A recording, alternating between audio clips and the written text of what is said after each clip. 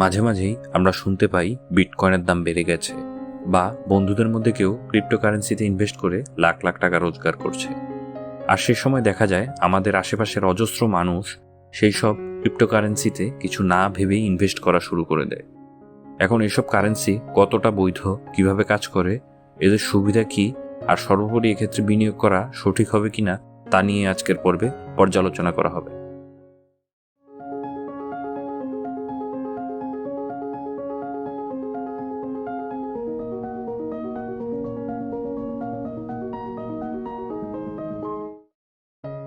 ডিকশনারিতে crypto শব্দটির তিনটি অর্থ পাওয়া যায়: গুপ্ত, অপ্রকাশ্য ও চোরা। এই তিনটি অর্থই এই কারেন্সি বা মুদ্রার ক্ষেত্রে প্রযোজ্য। একদম সহজভাবে বলতে গেলে ক্রিপ্টোকারেন্সি হলো ডিজিটাল মুদ্রা যার কোনো ফিজিক্যাল অস্তিত্ব বা ভ্যালু নেই। অর্থাৎ যে কোনো প্রতিষ্ঠান বা ব্যক্তি ক্রিপ্টোকারেন্সি তৈরি করতে পারবে কোনো ফিজিক্যাল অ্যাসেট বা সম্পত্তি ছাড়াই। বিস্তারে বলতে গেলে কোনো দেশের মুদ্রা যখন সরকার তৈরি করে তা কেন্দ্রীয় ব্যাংক নিয়ন্ত্রণ করে, এবং তাতে কেন্দ্রীয় ব্যাংকের গ্যারান্টি থাকে। আর মুদ্রাগুলি যে কোনো স্থানে ব্যবহার করা যায়। এতে টাকার নির্দিষ্ট মূল্য থাকে এবং তা সর্বজন গৃহীত হয়। বেশিরভাগ ক্ষেত্রেই মুদ্রার মান স্বর্ণের মানের সাথে সামঞ্জস্য রেখে ওঠানামা করে।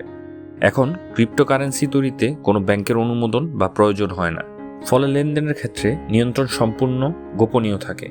আর ব্যাংকিং না থাকায় আলাদা কোনো ব্যাংকিং চার্জ প্রয়োজন হয় না। লেনদেনও দ্রুততম সময় হয়, আর এই লেনদেন কম্পিউটার ও ইন্টারনেটের মাধ্যমে হয়। এখন কোনো ব্যাংকে আমরা যদি টাকা জমা রাখি, সেই ব্যাংক সেই টাকা গ্রাহকদের লোন হিসেবে দিয়ে থাকে, আবার সেই লোন থেকে ইন্টারেস্ট পেয়ে তার একটি অংশ আমাদেরকে দেয়।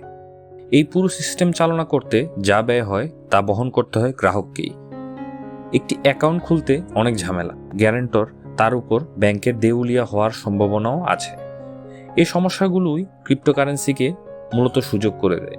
টাকাকে ক্রিপ্টোতে রূপান্তর করলে যে কোনো লেনদেন আলাদা চার্জ ছাড়া গোপনভাবে করতে পারা যায়, কিন্তু ক্রিপ্টোতে লেনদেন সব জায়গায় করা যায় না। আমেরিকা, জার্মানি সহ কিছু দেশে ক্রিপ্টোতে লেনদেন করা যায়, তবে তাও সীমিত কিছু ক্ষেত্রে। 2017 সালে কেন্দ্রীয় ব্যাংক ঘোষণা দেয় ক্রিপ্টোকারেন্সি বাংলাদেশে অবৈধ, এবং এই মাধ্যমে লেনদেন দেশের আইন লঙ্ঘন করে। এর কারণ হলো ক্রিপ্টোর মাধ্যমে মানি লন্ডারিং করা সহজ। এছাড়াও ডার্ক ওয়েবের মাধ্যমে নিষিদ্ধ মাদকদ্রব্য ও অস্ত্র কেনা যায়, যা কোনো ব্যাংক বা সরকার ট্র্যাক করতে পারে না। এখন কোনো কন্ট্রোল না থাকা সত্ত্বেও আমেরিকা, জার্মানি কিংবা ভারতে কেন ক্রিপ্টো বৈধ? এর মূল কারণ হলো আমেরিকার মতো বড় অর্থনীতির দেশ নতুন ভাবনা, টেকনোলজি এবং মাধ্যম নিয়ে এক্সপেরিমেন্ট করতে কখনো দ্বিধায় থাকে না। আর ক্রিপ্টোর ইনভেস্টমেন্টগুলো সাধারণত বড় দেশের দিকেই যায়, ফলে আখেরে তাদেরই লাভ হচ্ছে। অর্থ যার অ্যাকাউন্টে আসুক, তা ব্যয়ের সময় দেশের মুদ্রাতেই করতে হয়। তাই প্রাথমিকভাবে তারা ক্রিপ্টোকে কোনো বাধা দেয়নি। এখন প্রশ্ন হলো, ক্রিপ্টোতে বিনিয়োগ করা কি সঠিক সিদ্ধান্ত হবে? ক্রিপ্টোতে বিনিয়োগের ক্ষেত্রে সবচেয়ে বড় সংশয় হলো এর কোনো ফিজিক্যাল ভ্যালু নেই। ধরুন আপনি ভবিষ্যৎ বিনিয়োগ হিসেবে 1 ভরি স্বর্ণ কিনলেন।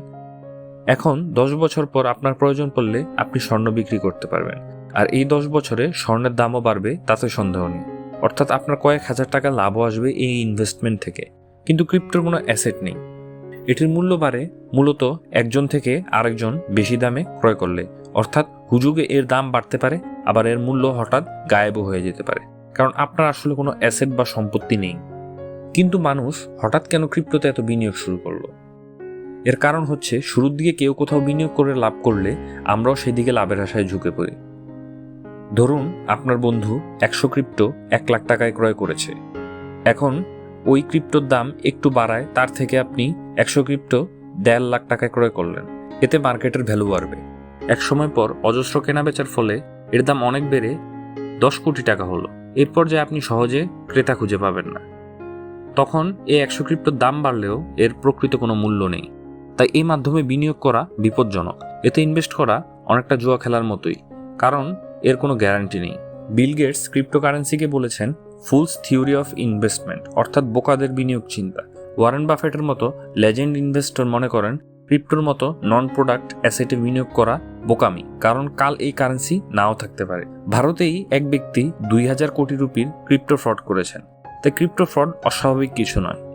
এখন বিটকয়েনকে ডিজিটাল গোল্ড বলা হলেও 21 মিলিয়ন বিটকয়েনের সাপ্লাই লিমিট শেষ হয়ে গেলে এর অবস্থা যে খারাপ হবে না তা বলা যায় না। আর ক্রিপ্টো যে কোনো সময় ভ্যানিশ হয়ে যেতে পারে।